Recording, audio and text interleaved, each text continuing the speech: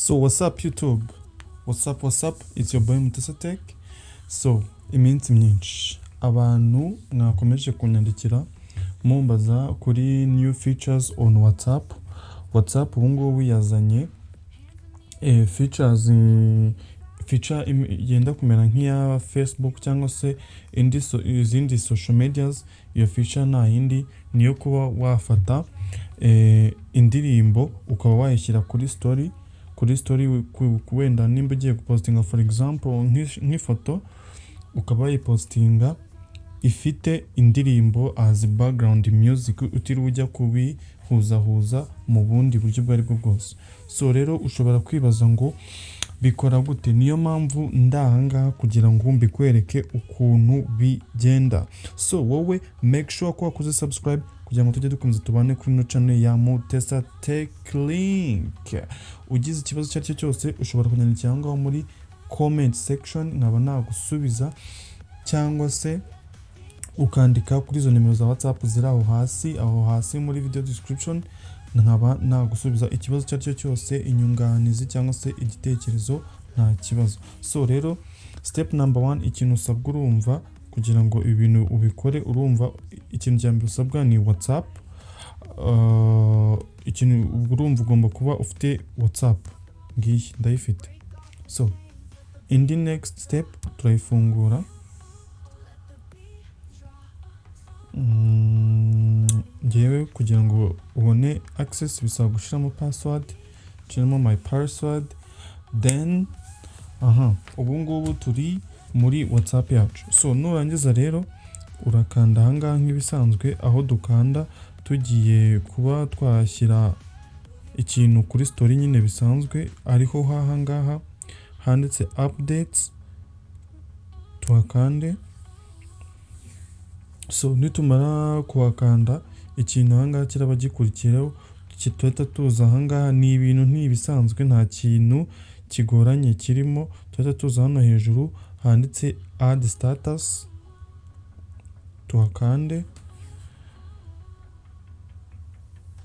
So dutegereze. Okay, urabona ko ahangaha dushobora kuba twapostinga ikintu cyangwa se post ya voice. Iki cyo ntabwo ari gishyashya, iki kiri gisanzweho. Aha dushobora gupostinga ikintu kiri voice, aha tukaba twakandika nk'ibisanzwe, aha tukaba twafata ifoto. Noneho twebwe ahangaha tugiye kwita dufata ahangaha harimo kamera, ubu ugiye kwita ufata ifoto ako kanya live. Ahangaha dushobora kuba twayifata noneho kuri ano mafoto dufite ahangaha muri gallery, akaba ariyo dushobora kwita dukoresha right now. Nibyo tugiye gukora rero. Tugiye gufata ino my wallpaper ariyo tugeragerezaho. So urabona rero wallpaper ngiyi yaje. Ahangaha dushobora kuba twakandikaho amagambo yo ariyo yose dushaka. Okay, subscribe. Okay, subscribe. Ahangaha tukaba twagenda duhindura ama text. Ibingibi byo ni ibisanzwe. So niturangiza ahangaha reka tuyishyire ahangaha ino subscribe, then kwadingamo music. Urahita ureba hano hejuru ahantu hari kano kamenyetso ka music ahangaha, then uhakande. Nurangiza ahangaha urabona hariho indirimbo nyinshi. Rero ahangaha wenda for example nk'indirimbo igezweho muri iyi minsi, reka tuvuge kumi uriga. So reka tuvuge nk'iyi ndirimbo wenda. Ikintu ahangaha tuhita dukora rero, tuhita dukanda ahangaha. Ushobora gukanda ahangaha ukaba wabanza ukumva iyo ndirimbo, cyangwa se nimba uzi ibyo wasacinze iyo ndirimbo ngo ni iyihe, ukahita wikandira ahangaha ukahita ujya nyine aho ugiye kuyipostinga kuri ya foto yacu twahisemo tugiye kuba twayipostingaho. Reka twebwe ariyo tuhita dukanda.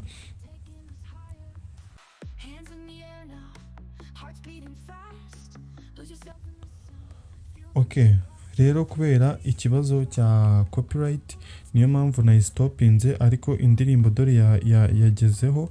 Urabona ko ahangaha hariho play and pause button, bivuze ngo rero ahangaha nshobora kuba nayiplayinga cyangwa se nkaba nayipozinga. Urabona ahangaha hariho ino timeline ku buryo ushobora gufata agace ushaka mu ndirimbo akariko kose, ahangaha ukaba wagafata.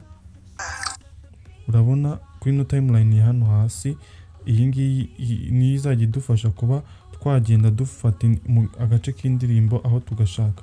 So rero ahangaha urabona hari n'iyi dustbin dushobora kwita dukoresha dusiba ino ndirimbo mu gihe tutagikeneye kuba twayikoresha muri aka kanya.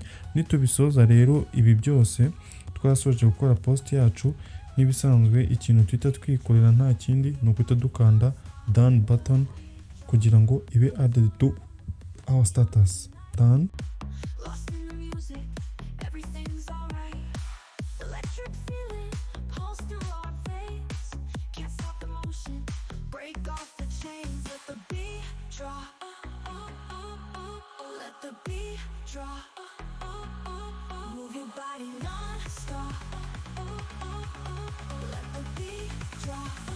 So rero reka tureba ahangaha nimba post yacu yagezeho, turaza dukanda ahangaha. Urabona iracyari kuba sended, tuyikandeho turebe. So urabona ko ahangaha hano hejuru dore byabaye. So rero mwakoze kubana nanjye muri ino video ngufiya, nizere ko ku bantu mwambazaga musubijwe ku bintu mwari mukeneye kuba mwamenya ku bintu bijyanye na new features on WhatsApp. Si ibi byonyine rero, WhatsApp igiye kuzana ama features menshi, muzagenda muyamenya ko cyane cyane nko ku bantu bakoresha WhatsApp business, muzagenda mubimenya, nzabibagezaho. So rero mwakoze kubana nanjye muri ino video, yari your boy, your tech guy, Mutesa Tech. Tubonane muri video ikurikira.